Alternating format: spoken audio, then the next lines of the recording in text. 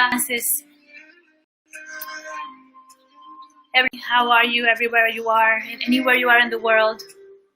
I am Neni Carolina Chacin. I'm a professional singer. And this is a song for you. Sukino Babantu Loka Samasda.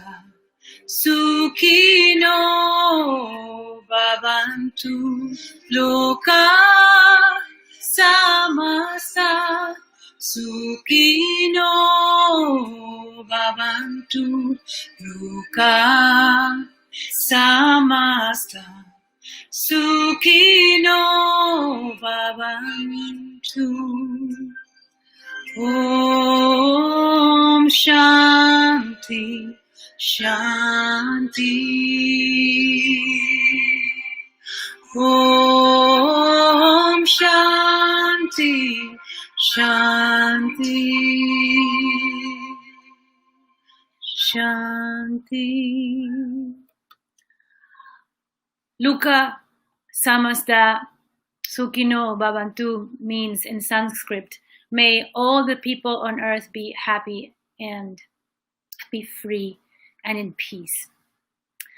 Right now we are yet in another world unifying spirit of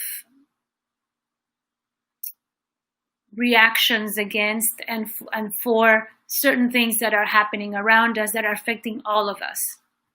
And because of that, I wanted to do a special live where I had planned a very special live for you this week with a special sponsor that is the painter of these paintings that you've been seeing since I started. And he is Mario Labarca. And this conversation that we're going to have today has to do with my conversation that I had with this friend of mine in Venezuela who is called Mario Labarca, and he's the painter of all these paintings that you've seen in all my lives. They're in my house. I have over 13 paintings from him that I've been bringing and I've collected throughout the years. And his Instagram is at Mario Arte y Vida. Mario Arte y Vida with a Y. And if you're in Facebook or YouTube or Periscope or Twitch, you can see Mario Arte y Vida. I can write it up in here right now. Let me just see here. You can write it and pin it. Mario Arte y Vida. Just write it up for you to see on Instagram. Yes, Mario Arte y Vida, that is his Instagram. And I'm going to pin it. Yes, there you go. So this is the painter that you've been seeing all these paintings behind me. And it sparked on me a conversation, and then this whole rioting thing started happening. I did make a post on the weekend to tell you the things that I was going to talk to you about this week. I want to disclose some things that you may not know about me. And I'm going to share some information that you may not know that is going also in the world that you may not know about. That is all linked to everything that's happening. And as you know, I am in the United States. I've been here for over 20 years, and I've been going back and forth between France and the United States for the last 5 years. And before that, I was 20 years in Boston, and before that, I was in Venezuela living with my family. I have most of my family is over there. I have just a few here in the United States. Although I have a large family, so they are starting to scatter and leave the country. But I have many of my friends from school, college, work, and especially my artist and musician friends that are there. And one of them is Mario. Mario is the painter of these beautiful artists. And I had a conversation with him because I was concerned about his well-being over there. He's still there. And that was last week.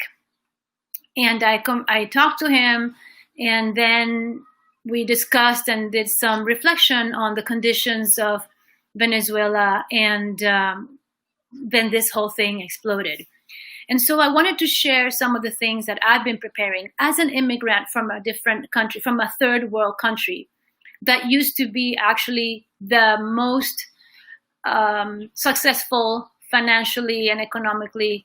Like, it was a booming country, the most progressive and booming country of South America, now is one of the poorest and worst countries in the whole world. So, and I want to talk about that trajectory because as an immigrant, we as survivors, immigrants that come from third world countries to other places like United States, developed countries, and to Europe, we actually can see things before they come. We can see things happening, and we can see similarities of the trajectory of where our old countries, our original countries went through, and we can prepare. And actually, when things are difficult, like coronavirus, to be in confinement, it doesn't seem so difficult because you have water, you have things, you have other things that is not that bad in comparison to where you come from. And knowing that the current condition of where you're coming from will also have worse conditions, it kind of makes it easier to cope with a pandemic confinement during coronavirus. So that is sort of a little bit of a background that I wanted to share with you before I start speaking about these things that I'm going to say. And what I'm going to teach you today, because I want to teach you some things to cope, I want to teach you some strategies and tools, some things that you can actually put in place to cope with the current situation, including the violence, and to prepare for what could be coming, and even if it's not coming. I like that my coach says that he's a paranoid optimist, because it really is what you should be like right now. Like, be optimistic and be hopeful that things can change, that can get better, and that things will be okay, but be a little bit paranoid, so you have to be prepared. So the most important thing in life is to be prepared. My dad used to say, a person that is well prepared is worth twice. A person that is preventive, and in Spanish we have a saying, persona preventiva vale por dos. I think something like that, like a preventive person is worth two people. And so that's why it's a good analogy, a good name to call it, a paranoid optimist, because I am an optimist by heart. I am hopeful optimist, but definitely we need to prepare in the worst case scenario or in the most likely scenario. So I'm going to share with you some of the things that I have done. And after talking to Mario last week about his condition over there as an artist and what they're living with the Venezuelan conditions, I asked him, what would you like me to share? And it turns out that everything that he asked me to share is actually what we need to know right now after the violence and the rioting and all the stuff that has been exploding all around the world again, in the middle of the pandemic, and without any memory of the social distancing of coronavirus or anything, right? You may see a couple of people with protesting with the mask, but it really just all that went through the roof, right? So that may tell you something like, so what happened? Did it exist? Was it really there? What's going to happen, right? So this is one of the things that I'm going to talk about now. I'm not going to go ahead of myself, but the first thing I wanted to tell you is about pure potentiality. Pure potentiality, for me, and Deepak Chopra talks about it in his book of the 7 Laws of Success, is that we all have the potential to be the best that we can be. And all my coaching, I base it on that we all have the potential to be the best that we can be, that we all have the potential to be loving, to be forgiving, to be accepting, to be very logical for the well-being of us and everybody around us. That the pure potentiality makes us unite, makes us coexist in harmony and in balance with everything around us, with the nature, with the humans, with the animals, and with all the things that we have built, with technology, with infrastructure. We have the law of pure potentiality it's inside us, that we have a power inside, an inner power. And my coach Jay Shetty was also talking, this is like the inner power month, how serendipitous. We have an inner power that is so strong that we can tap into and reach into that pure potentiality to create change, to create peace, to create love, to create forgiving, acceptance, and eradicate violence, inequality, and injustice. So that's the first thing, to know that we have that our pure potentiality is capable of the best of us. Every single one, even the worst person, the person that kills, the person that robs, the person that does the worst thing to us, the worst things to humanity. Even Hitler, he has a pure potentiality that he can tap into it when he was alive, if he's not dead, whatever. But that is very important to know. We have a pure potentiality. We have to recognize that this is inside every single person in the earth. The second thing is that we have pure love inside, and that we can connect with that love inside and start sharing it with others. So that love that we have inside, it's important that we share it. If we don't externalize, it's like what I've been saying about taking action. You can feel all the love you want, but if you act, but love, in fact, is a verb. To love is to do something good. Is to not just to feel okay or to love yourself. Yes, sure. But then what is loving yourself? Is to take action, right? To take care of your health, to take care of your nutrition, to take care of the things that you use to be clean. So love is an action word. It's a verb. So be open to love. And universal love means to do acts of love around you, even if it's as close as your neighbor. As close as your neighbor. Even if it's difficult. As close as anybody that is around you. Share the love with action. With an action of love. So that is very important. Like, who's going to help any of the businesses that are destroyed? Take action of love to help them rebuild. To help them put it together. To clean. That is an act of love. As much hatred, as much division, as much inequality will help them too. If you put your hand in the community gives you back. So that is another thing I wanted to say. And the next thing is about oppression of inequality. So we see inequality everywhere, right? We see inequality in many things. A lot of things are not fair, are not just. But seeing, commenting, criticizing, complaining, criticizing, and comparing, the three horrible C's, they don't do us any good. But the action of doing about it does. But small actions. Maybe right now we can't take a big action because we are limited in many things.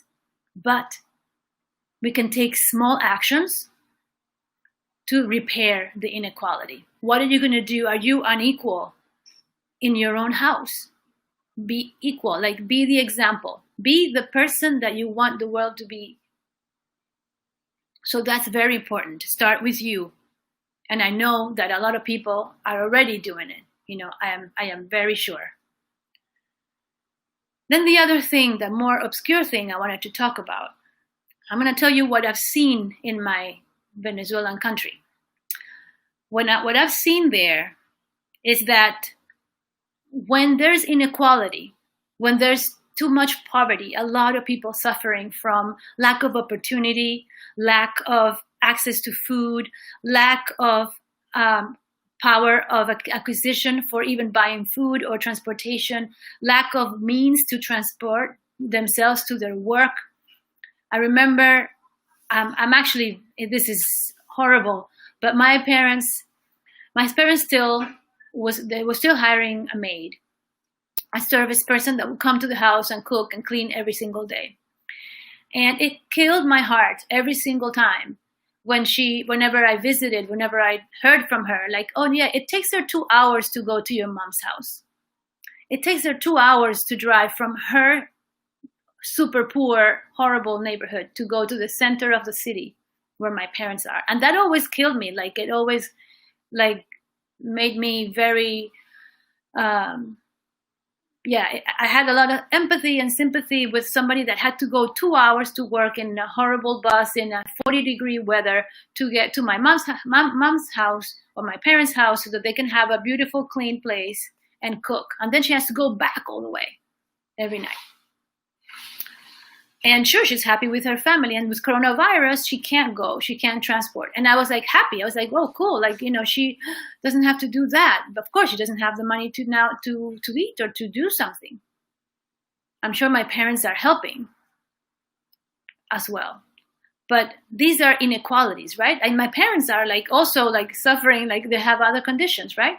But there is inequality at so many levels. And I see this every month, every day. I'm aware of this every single time. I talk to them every single time. I try not to be bombarded and close to that reality too much because it actually blocks my ability to function and to coach. So I try to compartmentalize and deal with it. And know that I have the millions and the power and the politic power, I cannot make any change. So it's better to do the change to those who I can reach as far as my hand. If I can reach them and touch them with my hand or reach them through the internet now, then that's as far as I can do a difference. But if I can't make that change, big change, because I don't have the money and the power, economic power and political power to make that kind of change the laws, change something, then, and nor the knowledge, nor the experience, then I'll try to change whatever I can change at my reach. Through the internet, through my coaching, through whatever I can do. So I saw that when inequality happened, and that's what I wrote here. When first so this is what's happened. We had Corona, we had a pandemic where everybody was but there is underlying injustice while this is happening, right? There's inequality, there's injustice in every single country, some worse than the others. What about the African countries? What about in India? There's so much injustice everywhere in the world. Injustice, extreme to everybody. First for